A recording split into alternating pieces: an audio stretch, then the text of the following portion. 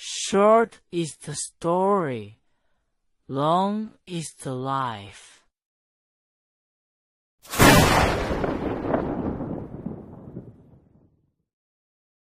Wukong's archive presents China Urban Legends, the Longmen Grottoes of Luoyang. The first time I heard that the Longmen Grottoes were not right was in the autumn of 2020. The man who told me about it was called Zhao Guanglin, a native of Luoyang who had worked at the Longmen Grottoes for more than 30 years. He started out in the security department, and later, when the research institute was short on staff, he went to do the night watch for over a decade. When he told me this, the two of us were sitting on a stone bench at the entrance of the Longmen Grottoes Research Institute. He was clutching an enamel mug in his hand, with tea so dark and strong it had turned nearly black. He pointed at the river behind him, then at the cliff face on the other bank, covered in dense carvings, and said, "The caves on that mountain, there are too many to count. The Buddhas, too, are beyond counting." We both fell silent for a moment, and then he added one more line, "Some of those caves only appeared later." I asked him what he meant. He didn't answer, just lowered his head and took a big gulp of tea. The Longmen Grottoes are located 12 kilometers south of downtown Luoyang, on both banks of the River. The mountain on the west is called Longmen Mountain, and the mountain on the east is called Xiangshan. The two mountains squeeze a stretch of water between them, and the gap in the middle was called Ek in ancient times.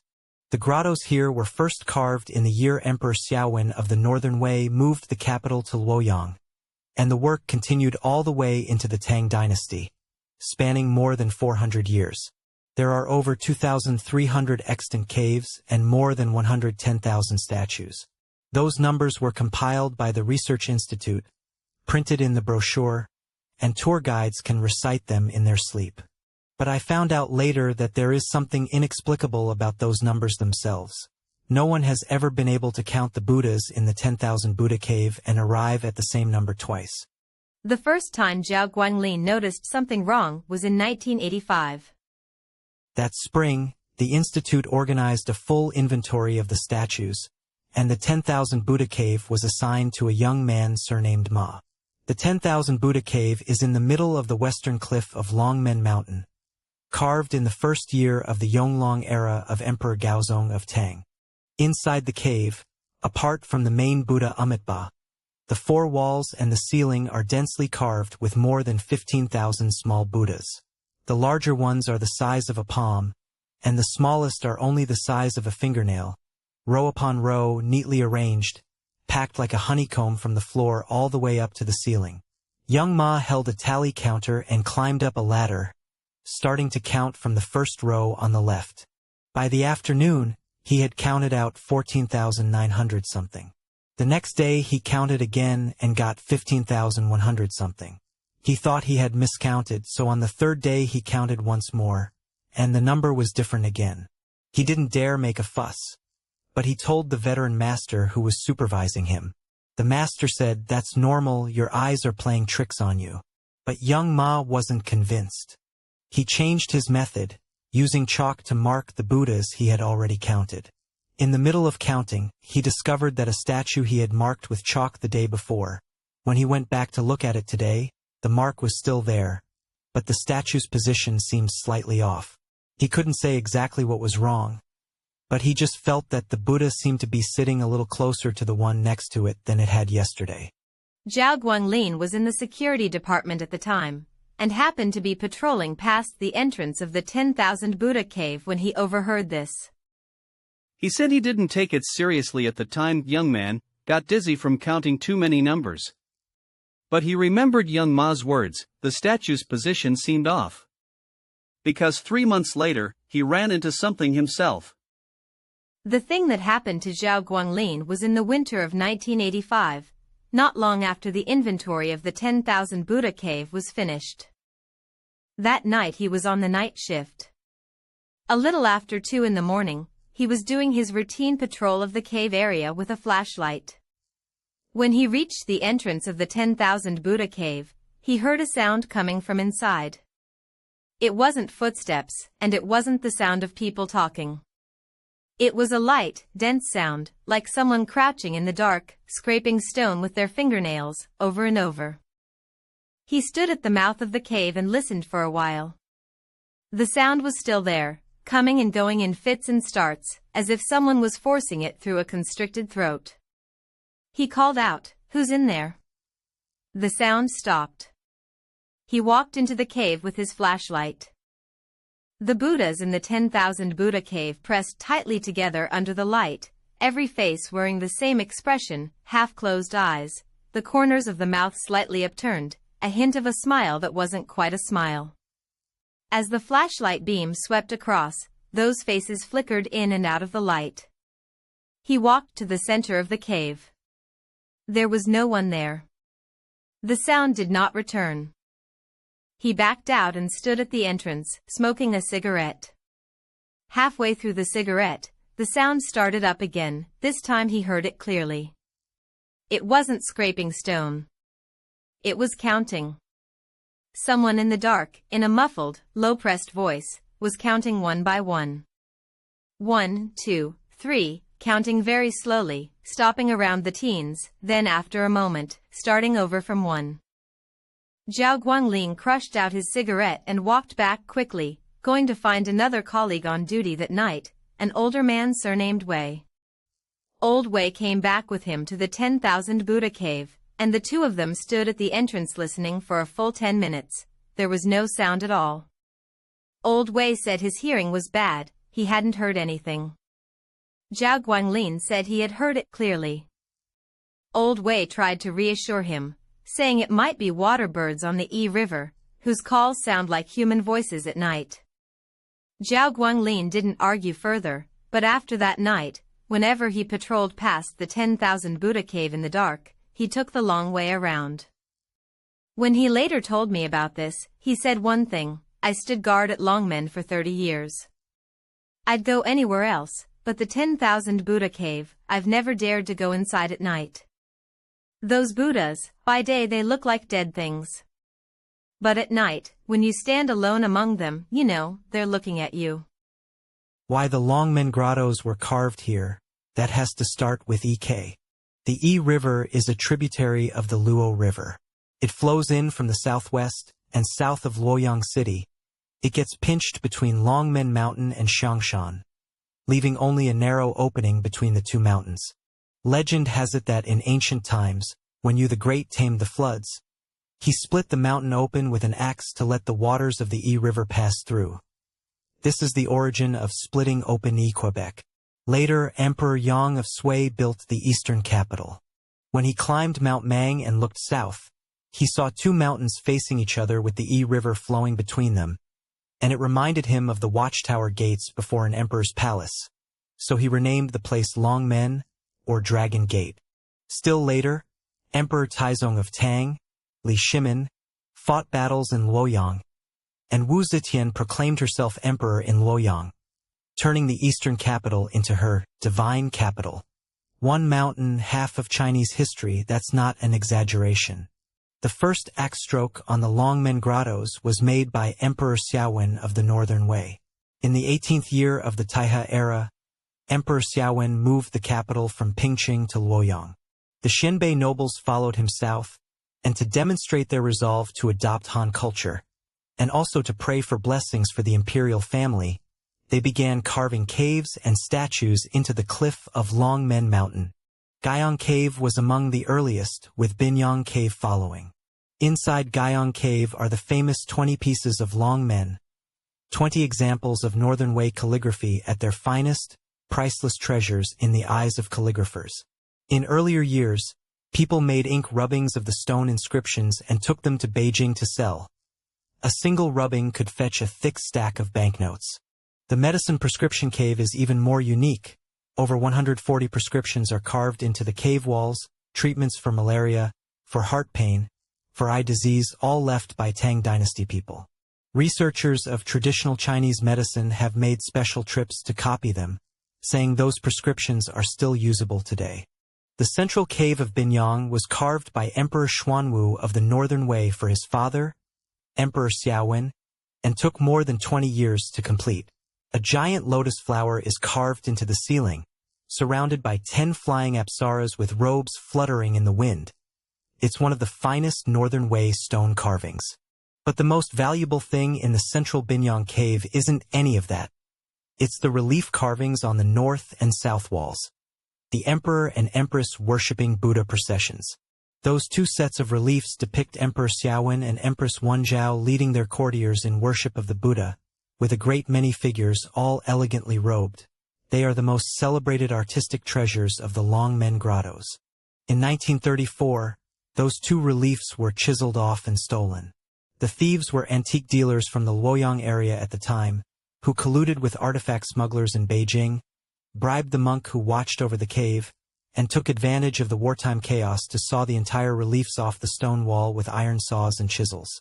They packed them into wooden crates, smuggled them out of Luoyang, passed them through several middlemen, and sold them to America.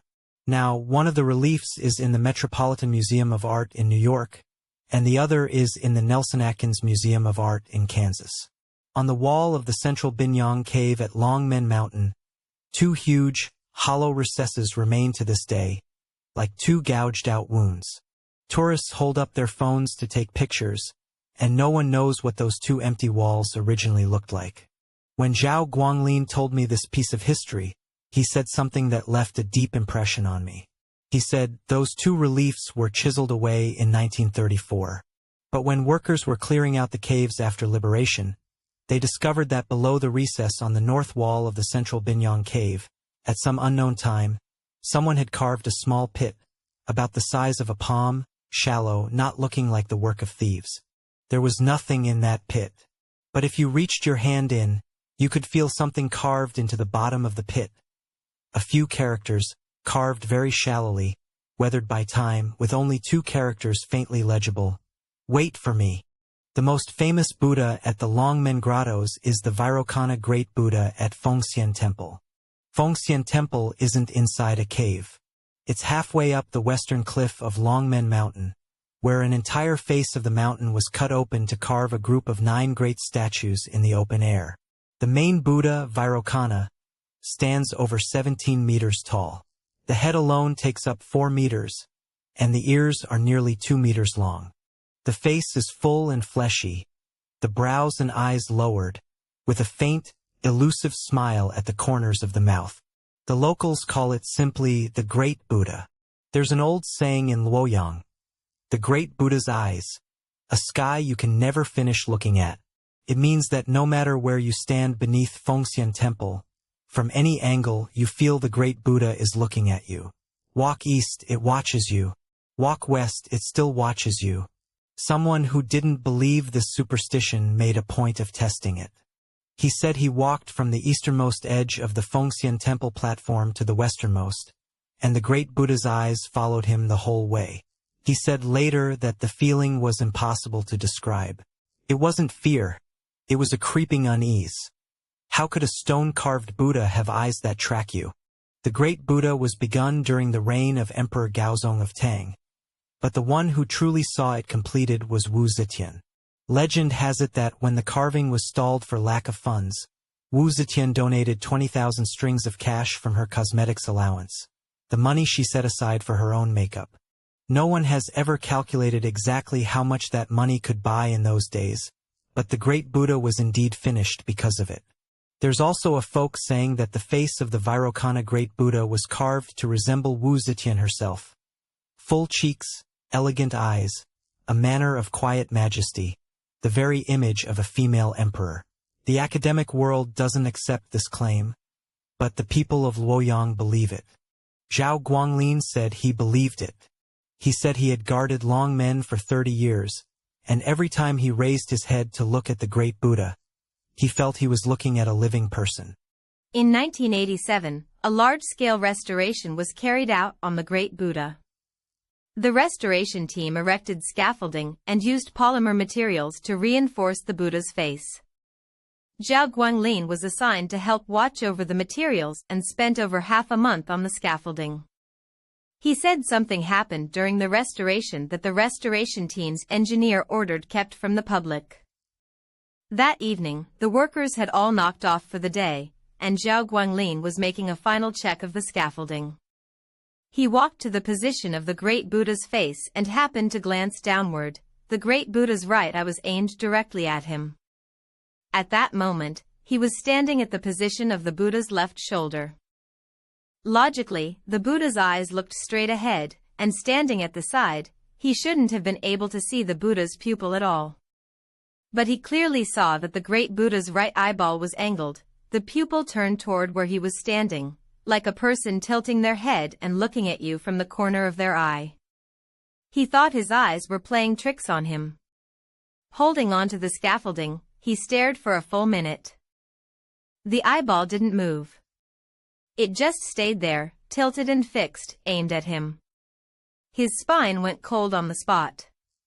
He scrambled down from the scaffolding hand over foot and never went back up again. The next day he told the engineer. The engineer said, "That's just glare from the restoration material. Sunlight hitting the material looks angled when viewed from below." Zhao Guanglin said, "Fine, glare it is." But in his heart he knew, that evening there was no sun. The sky was overcast. The tears of the great Buddha are another thing at Longmen that no one can explain. Old Zhang, a docent who had worked at Fengxian Temple for 20 years, told me something.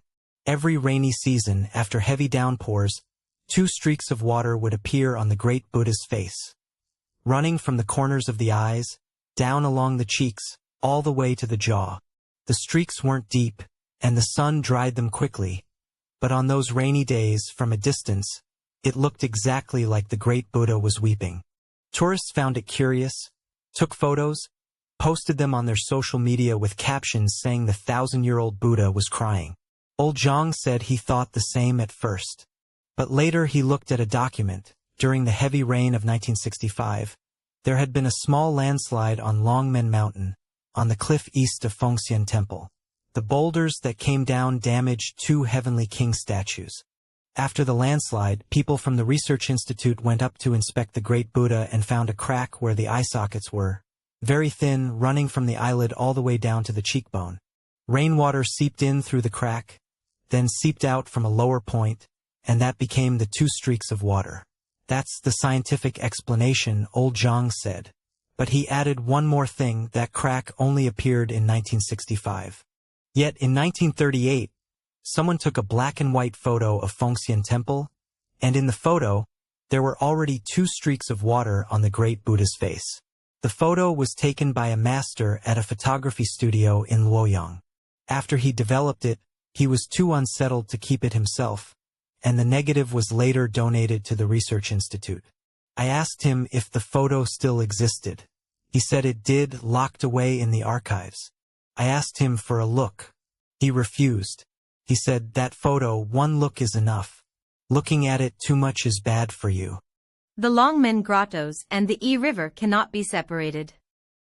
In the 1960s, for irrigation and flood control, a dam was built on the E River, and the water level along the Longmen Grottoes section suddenly rose by several meters. Many of the lower caves in the western cliff were flooded, and some statues were submerged for years. Only when the water level stabilized did they gradually re-emerge. The old-timers at the Research Institute say that period was when Longmen looked its worst. Green algae floated on the water, and the stone cliff bore a clean, straight waterline, like a belt cinched around the whole mountain. Below the waterline, the statues that had soaked for years were covered in a layer of moss, dark green and black, as if they were wearing clothes. In 1975, there was a severe drought, and the E River dropped lower than in any other year. Several small caves in the lower level of the western cliff revealed themselves, full of silt. The Institute organized people to clean out the mud, and Zhao Guanglin went along. When they got to the northernmost small cave, the workers dug a half-finished Buddha statue out of the silt, only half carved. The upper body was complete, but the face was only half done, the right side of the face still bare stone, not even the outline of the features started. The lead engineer on the job took a look and said it was probably a piece abandoned when the craftsman ran into trouble partway through, or the money ran out. Nobody thought much of it. They cleaned the statue, registered it in the records, and carried it away. But Zhao Guanglin remembered that half-finished Buddha, because when he moved that statue, he saw on the left half of its face a smile line, very deep, as if the craftsman had deliberately carved it there. And that half face under the lamplight in the cave, no matter how you looked at it, looked like a person grinning at you. He mentioned it to the worker who went with him, and the worker said, "It's just a lump of stone, your eyes are playing tricks on you." Zhao Guanglin didn't say anything more. That half-finished Buddha statue was later put into storage, registered with a catalog number, and never displayed again. I later asked a friend at the Research Institute, and they said there was indeed such a statue in the storeroom, the catalog number still there, but the excavation site recorded in the archives was not that small cave in the northern section of the Western Mountain. It read, "Underwater in the E River." Source unknown. In 1958, a dam was built on the E River. Back then, water conservancy projects were being launched everywhere, and this stretch at Longmen also began construction. Before the water was impounded, the government organized the relocation of households near Longmen town, and several low-lying villages at the foot of the Western Mountain and along the E River were to be moved wholesale. The other villages moved out quickly, but Huaishu village was the stubborn one. Huaishu village was on the west bank of the E River, and at the village entrance stood an old locust tree so thick that several people joining hands could barely encircle it. The villagers all said the tree had a spirit, that people who sat in its shade in summer never got heat rash. When the village was being relocated, the villagers refused to leave unless the tree could be moved too, saying the tree was the village's root. The forestry station sent people to look, and they said the tree was too big, the roots too deep, it wouldn't survive a transplant. The compromise finally reached was, the village moves, the tree stays, a stone wall was built around the trunk as a cofferdam, and after the water was impounded, the treetop would remain above the surface. The next spring, the water rose, and Huaishu village sank to the bottom. That old locust tree did indeed survive. Its crown emerged from the water, and the leaves sprouted new buds. From a distance, it looked like a person standing in the water with one hand raised. During the driest years in the 1960s, the water level dropped, and some people rowed a boat into the flooded area. They saw the locust tree was still there, with a rope tied around the trunk, the other end hanging down into the water. The people on the boat found it strange, gave the rope a tug, but it wouldn't budge, so they cut it. Later the water rose again, and the tree slowly died, leaving only a half-dry stump standing in the middle of the river. After that, even the stump was gone. But there was one thing Zhao Guanglin remembered very clearly. That year they rode in and saw a straw hat hanging on a branch of the old locust tree. A brand new straw hat, with a strip of blue cloth tied around the brim. The families in Huaishu village all liked to tie blue cloth around their hat brims. Said it warded off evil. That hat hung there for many years, through wind and rain, and even when the blue cloth had faded to grayish-white, it was still neatly tied. No one knew who had hung it there, and no one knew how a straw hat could hang on a tree for so many years without ever rotting. In the summer of 1992, Zhao Guanglin encountered the thing he could never quite explain in his whole life. That night he was on the night shift again. The night shift at the Longmen Grottoes was a two-person team, from 10 p.m. to 6 a.m., patrolling along the cluster of caves on the Western Mountain, focusing on theft prevention and fire prevention. That night he was paired with a young man in his early 20s, surnamed Joe. Around 3 in the morning, the two of them were patrolling below Fengxian Temple when they suddenly heard a sound coming from overhead, clink, clink. Like someone striking a chisel with a hammer. The sound was muffled, coming down through a layer of stone wall, one blow after another, with a steady rhythm, like someone cutting into rock. The two of them stopped. Old Zhao said, "It's the sound of chiseling stone." Little Zhou said, "In the middle of the night, who would be chiseling stone on the mountain?" The two shined their flashlights upward. Fengxian Temple was halfway up the mountain, and above it was bare cliff face, no path, impossible for anyone to climb. But the sound was definitely coming from above, clink, clink, unhurried, a few chisels, a pause, a few more. Little Joe said, could it be the rocks expanding and contracting with heat and cold, splitting on their own at night? Old Zhao said, listen to that, that's rhythmic. Can heat expansion produce a rhythm? The two walked up the steps, all the way to the platform of Fengxian Temple. The sound was still overhead, in the cliff wall just above the great Buddha. Old Zhao shone his flashlight upward, and the beam hit the pitch-black cliff face. Aside from rock, there was nothing. But the sound was right at the tip of the beam, clink, clink, like someone crouching inside the stone wall, working away through the rock. The two stood on the Fengxian Temple platform listening for a full 10+ minutes. The sound never stopped. In the end it was old Zhao who cracked first. He said, let's go, back to the duty room. Little Joe asked, not going up to check? Old Zhao said, there's no path up there, you planning to fly up and look? The two turned and headed back. They'd taken only a few steps when the sound suddenly stopped. Stopped very abruptly, as if someone had cut it off. Old Zhao stood on the steps and glanced back.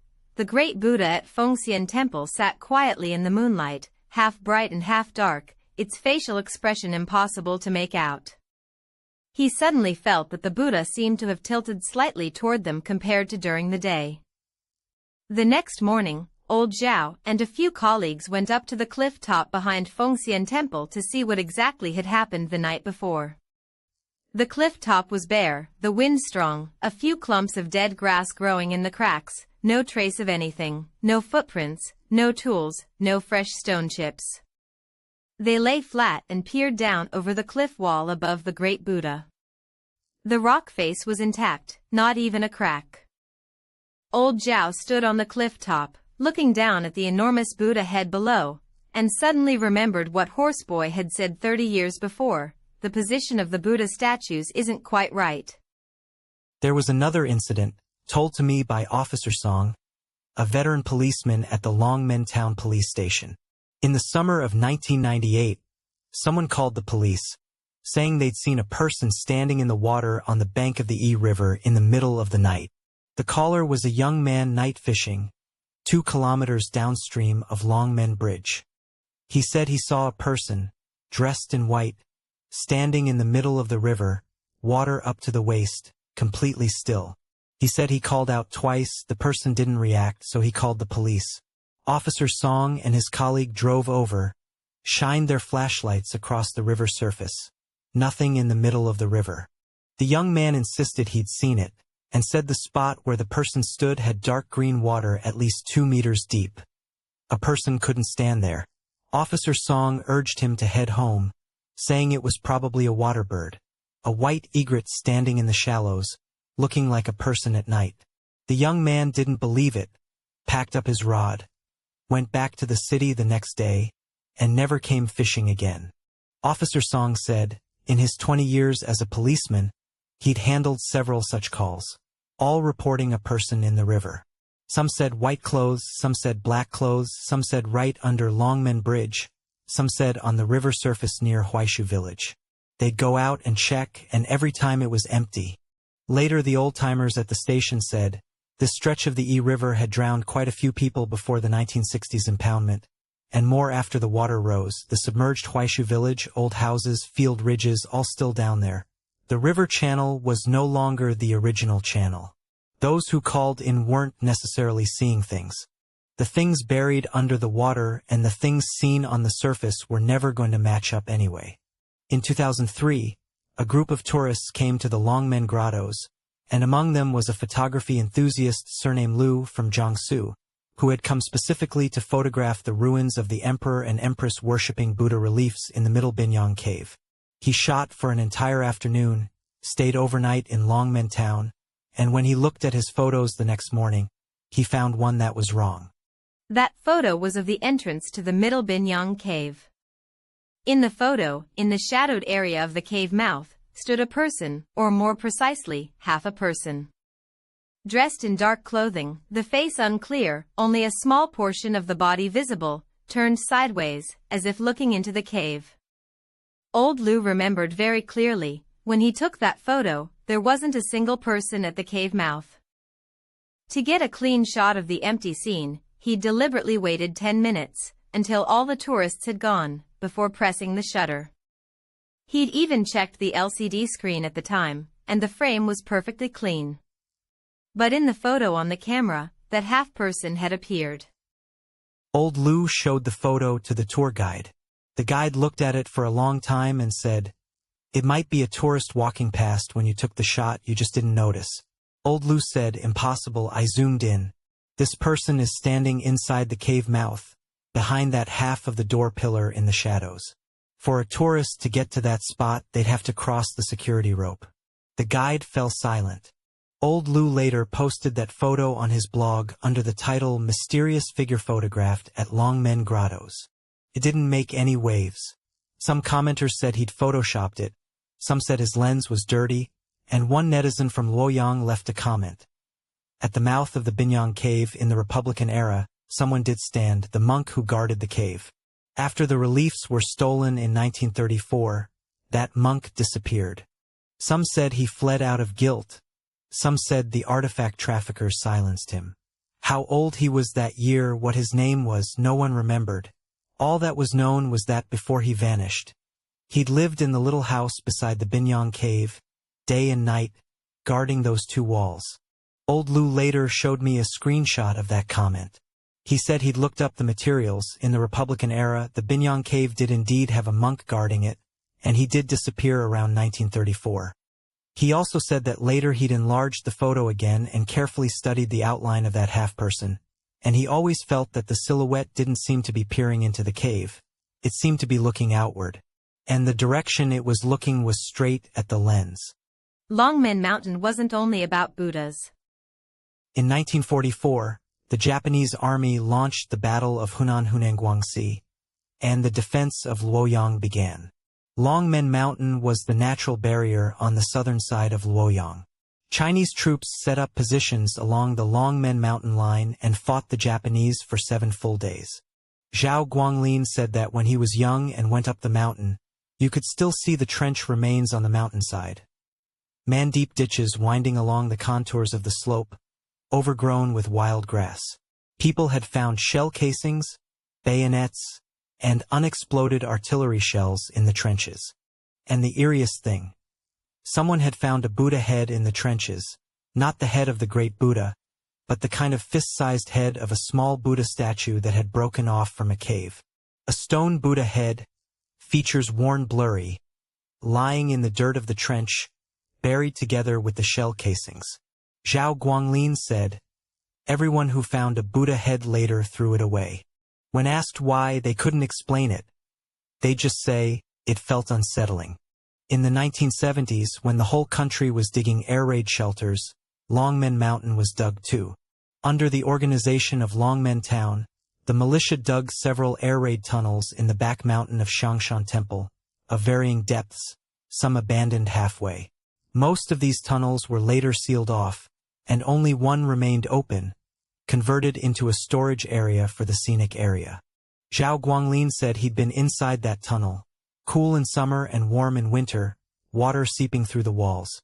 Walking to the end was maybe 100+ meters, where odds and ends were piled up. One year, while cleaning out the storage, workers discovered a side tunnel at the very back of the air raid tunnel. No one knew when it had been dug. The opening was very low, you had to crouch to get in. The side tunnel ran 7 or 8 meters in and then ended, a dead end. At the end of the dead tunnel, on the ground, sat an object. A clay jar, mouth down, bottom up. The workers turned the jar over. It was empty inside, but the inner wall was coated with a layer of black sticky stuff, like oil that had dried long ago. No one knew who had put that clay jar there, and no one knew what the oily residue on the jar wall was. The workers took the jar away and tossed it in a corner of the storeroom. What happened to that jar afterward, no one could say. Zhao Guanglin said that when he later went into that air raid tunnel again and reached the spot where the side tunnel was, he always felt like something inside that low opening was looking out at him. He said he never dared go in that far again. There's another place on the eastern mountain of Longmen called Bai Garden, the cemetery of Bai Juyi, the great poet of the Tang dynasty. In his old age, Bai Juyi lived at Xiangshan Temple, styled himself the Xiangshan Hermit, and after his death was buried on Pipi Peak of Xiangshan. Tourists visit Bai Garden during the day, look at the forest of steels, run their hands along the poetry corridor, and find it all quite elegant. But Zhao Guanglin said, the night shift on the eastern mountain was one nobody wanted. Not that there was anything truly frightening. It was just uncanny. In the small hours, from the direction of Bai Garden, the sound of someone reciting poetry would occasionally drift over. An aged voice, muffled and indistinct, separated by the Yi River so you couldn't make out the words clearly. You could only hear the cadence, rising and falling, like an old man chanting something long. Once, on night duty, Zhao Guanglin stood on the western mountainside and heard it with his own ears. He listened for a while and made out one line. The sky lasts forever, the earth endures, but this regret shall last for all eternity. His hairs stood on end. He'd memorized those two lines in middle school. They are the final couplet of Song of Everlasting Sorrow. He stood by the Yi River, looking across the water to the opposite bank. The Bai Garden side was pitch black, nothing visible. After reciting those two lines, the voice fell silent. He later mentioned it to an old colleague who said, "You heard it too? That's old Bai reciting his poems." The old people around Bai Garden all said so. Old Bai didn't get his fill of reciting poetry in life, and even in death he still remembers it. Every now and then, in the middle of the night, he pulls out his poems and recites them. If you hear it, don't be afraid. He doesn't harm anyone. He just recites poems. Zhao Guanglin said that afterward, whenever he was on night duty and passed by the Yi River, he deliberately took a detour around the stretch directly facing Bai Garden. He wasn't afraid of ghosts, he said. What he was afraid of was that cadence. An old man from more than 1,000 years ago, across a river, reciting Song of Everlasting Sorrow in the dark. That kind of desolation was more bone-chilling than any ghost. Zhao Guanglin's last shift before retirement was New Year's Eve, 2014. That night, the scenic area was closed for the holiday. All the tourists had gone home, and the whole of Longmen Mountain was perfectly quiet.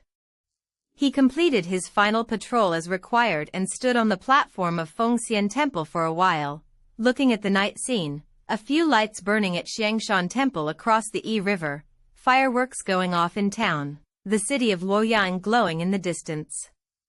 At that moment he thought, 30 years of guarding this place, this is the last night. After tonight, the things on this mountain would have nothing to do with him anymore. He stood at the foot of the great Buddha and looked up for a while. The moonlight was excellent, the Buddha's face was clearly visible.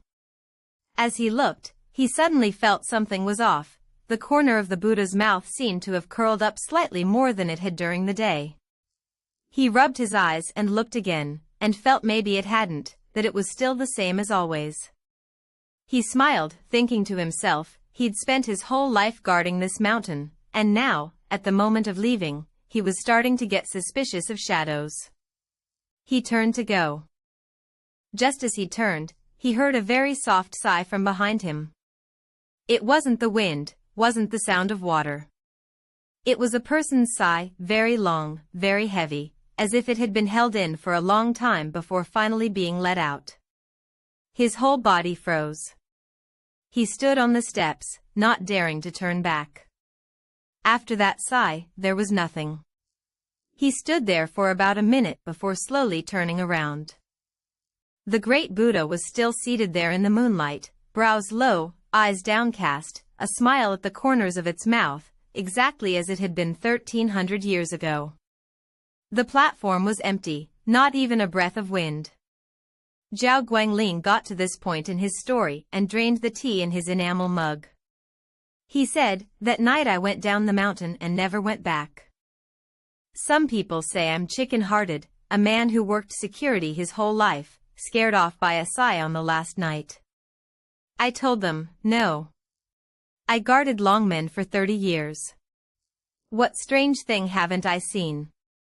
When I turned around, the sigh I heard didn't come from the direction of the great Buddha. It came from behind me, from the shadow of the step I was standing on. As if something had been crouching behind me the whole time, keeping me company for 30 years, just waiting for me to turn around. In 2021, Longmen Grottoes started holding night tours, and the lighting project lit up the cave clusters on West Mountain. The Lushina Great Buddha glowed all over in the night, and the entire cliff face was reflected in the River, so beautiful it didn't look real. I went during the first week it opened. At 8 in the evening there were a lot of tourists, everyone holding up their phones to photograph the Great Buddha. I followed the crowd to the entrance of Wanfo Cave. The lighting project had installed a ring of lights in the dome, and those 15,000 small Buddha statues spread out densely beneath them, every single one clear to see. I suddenly thought of the story Zhao Guanglin and Ma Xiaohua had told, and stood at the cave entrance, counting them one by one. When I got to the third row on the right side of the entrance, I stopped. There was one statue that was different from the others. All the other statues sat facing outward, proper and square. That one was turned sideways. Its face pointed toward the cave entrance, like a person turning its head to look at you. I stared at that statue for a long time. The light was bright and I could see it clearly. On the statue's profile there was a smile line, carved very deep, clearly not by the same hand as the crudely carved little statues around it. The smile on its face was different from the others, too. The other Buddhas had compassionate smiles, formulaic smiles. That statue's smile was alive, like a living person holding in a laugh, waiting for you to notice it. I took out my phone to take a picture, and a staff member walked over and said politely, "Sir, this is a lighting area, please don't linger." I asked him, "That statue, have you ever noticed it?" He looked in the direction I pointed and said, "Which one?" I looked again. The light was slowly sweeping across the wall, and the sideways statue I'd just seen, mixed into that dense crowd of Buddhas, was nowhere to be found. I pointed it out to him and said, "That area, the third row." He looked for a while and said, "Over there they're all facing outward. There's no sideways one. You must have seen wrong." I stood at the entrance of Wanfo Cave and didn't argue. The light kept sweeping slowly, and all the Buddhas on the wall flickered in and out of the light. I suddenly remembered what old Zhao had said, some caves came later. At the time I thought he meant mountain caves. Later, standing at the entrance of Wanfo Cave, looking at those 15,000 identical faces, I understood what he meant. The Buddhas came later, too. That night I stayed at a guest house in Longmen town and tossed and turned, unable to sleep. In the middle of the night I heard a sound outside the window. Far away, faint, like someone on the far bank of the river, in the darkness, tapping at stone with a chisel, one tap at a time. Tap, tap. Tap, tap. I got up and pushed open the window. Xiangshan across the River was pitch black, I couldn't see anything. But the sound was perfectly clear, there in the darkness, ringing out unhurriedly. I closed the window, lay back down, and pulled the quilt over my head. The sound went on for most of the night. The next morning I checked out and got on a bus, leaving Luoyang. After that, I never went to Longmen Grottoes again. Before writing this story, I asked around and tracked Zhao Guanglin down again. After he retired, he opened a small tea house in Luoyang's old town and lived a leisurely life. I told him about old Lu's photograph. After he heard it, he was quiet for a long time. Then he asked me, the person in the photo, was he facing into the cave, or facing out? I said, facing out. He nodded and said, "Then that's right." He said that when he was young, he'd heard old-timers tell it. The monk who guarded Binyang Cave on the night the reliefs were chiseled away, actually tried to stop them. He stood in the cave entrance and was shoved to the ground by those men, fell against the door pillar and gashed his forehead. They pressed a rifle butt against him, and he couldn't stop them. When the reliefs were loaded onto the cart and driven away, he stood at the cave entrance, watching the cart grow distant. The next morning he was gone. Some said he'd gone to fight it out with the antiquities dealers. Some said he jumped into the E River. But the old-timers told it differently. They said he never left, that he was still standing in that cave entrance, standing day and night, guarding those two empty walls. He was afraid those things would be lost again. He waited his whole life, waiting for those two relief panels to come back. He kept waiting, and waited until he turned into a patch of shadow. When the sun was strong in the daytime, you couldn't see him. But on cloudy days at dusk, when the light went dim, that shadow would be pressed behind the door pillar at the cave entrance. Half a human shape facing out of the cave. He was waiting. After Zhao Guanglin finished telling this story, he refilled my teacup and said, "The half figure in the photograph, if it's facing out of the cave, then it's not a tourist. Tourists who go into a cave all look inward. Only one person would stand there facing out the whole time." I asked him who. He said, "The cave guardian." He said those two words and didn't go on. I didn't ask, either. We drank that pot of tea down to the bottom, and I got up to take my leave. He walked me to the door and suddenly said one more thing. "If you ever go to Longmen again and pass Binyang Cave, don't look behind the door pillar. If you see something, don't make a sound. Pretend you didn't see it, and hurry on. The more you look at him, the more he thinks you're calling him." I walked out of the tea house. The sun in Luoyang's old town was blinding, and the streets were full of people coming and going. I stood on the roadside and looked back. Zhao Guanglin was still standing at the tea house door, squinting at me. Seeing me look back, he waved at me, turned, and went inside. There's a follow-up to Old Lu's photograph. In the spring of 2022, Old Lu left a message on my blog, saying that last year he'd gone to Luoyang again, specifically to see Binyang Cave. He said he stood at the cave entrance and stared behind the door pillar for a long time. There was nothing there. He was a little disappointed, and a little relieved. As he was leaving, in the crack between the stones of the steps at the cave entrance, he picked up a copper coin, dated the 23rd year of the Republic. On the front was Sun Yat-sen's head. On the back, a sailing ship. He'd looked it up. The 23rd year of the Republic was 1934. Exactly the year the Emperor and Empress worshipping Buddha reliefs were stolen. He told me he'd wanted to keep the coin, but the more he looked at it, the more uneasy he felt, so he mailed it to the Longmen Grottoes Research Institute with a note attached. Picked up on the steps at the entrance of Binyang Cave, please keep it in safekeeping. The institute later called him back and said the coin had been received, registered in the catalog, and filed into the collection. The staff member on the phone hesitated for a moment, then said, "Mr. Lu, when we registered the coin you sent, we found a ring of indentations on it, like it had been squeezed in someone's hand for a very long time." Old Lu said that when he'd picked up that coin, he'd examined it carefully, front and back, and it was perfectly clean. No indentations. He hung up the phone. Then he took the printout of that night's photograph down from the wall, rolled it up, and put it in the bottom drawer of his desk. Over the years, I've occasionally thought about that mountain. More than 2,300 grottos, 110,000 statues, 400 years of carving into the cliff face, stretching across both banks of the E River. By day, it's a famous historical site. By night, it's something else entirely. No one has ever been able to count exactly how many Buddhas are on that mountain. The Research Institute tried and couldn't. The Kid Ma tried and couldn't. I tried and couldn't either. Maybe some Buddhas were never meant to be on that inventory list at all. Maybe they were carved out one by one, deep in the dead of night, by that dang-dang chiseling sound from deep inside the mountain's belly.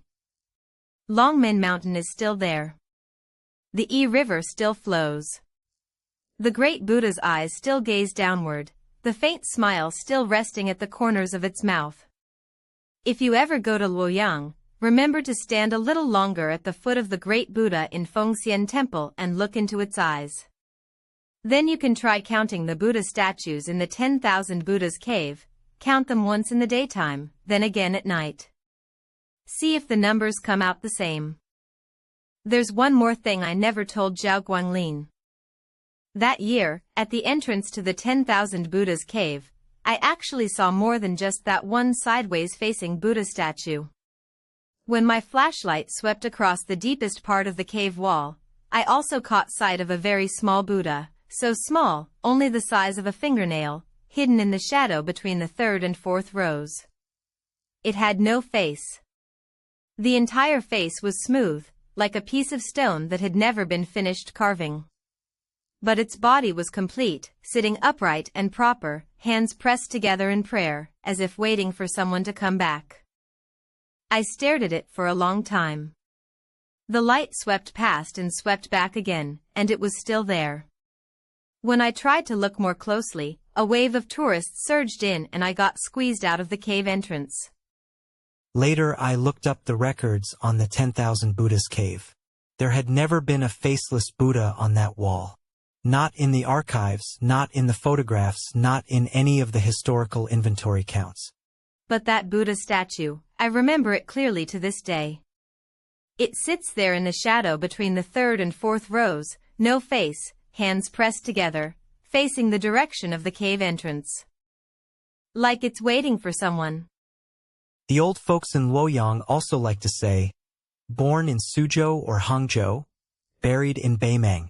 Mang Mountain sits north of Luoyang City, and since ancient times it's been considered the finest resting place in Chinese eyes. Starting from the Eastern Zhou dynasty, the graves of kings, nobles, generals and ministers have piled one on top of another for over 3,000 years. Grab a handful of soil from North Mang, the old folks of Luoyang say, and it feels heavy, mixed in with the people of dynasties past. Longmen Mountain to the south, Mang Mountain to the north with the Luo River cutting through the middle. Luoyang City is wedged between two vast graveyards. By day, the people in the city walk on bustling streets. By night, where they lie down to sleep, 3 to 5 meters beneath their feet might just be some dynasty's burial pit. Zhao Guanglin once said something I've remembered to this day. Luoyang is a place where the Buddhas are carved into stone, and the people are buried in the earth, all pressed down beneath this city. What you see by day is the ancient capital of 13 dynasties. Stand in this city at night, and beneath your feet is entirely another crowd's territory. The story is over. What do you think? If you enjoyed this story, please like and subscribe. New urban legend every day. If you enjoyed this story, please like and subscribe. New urban legend every day.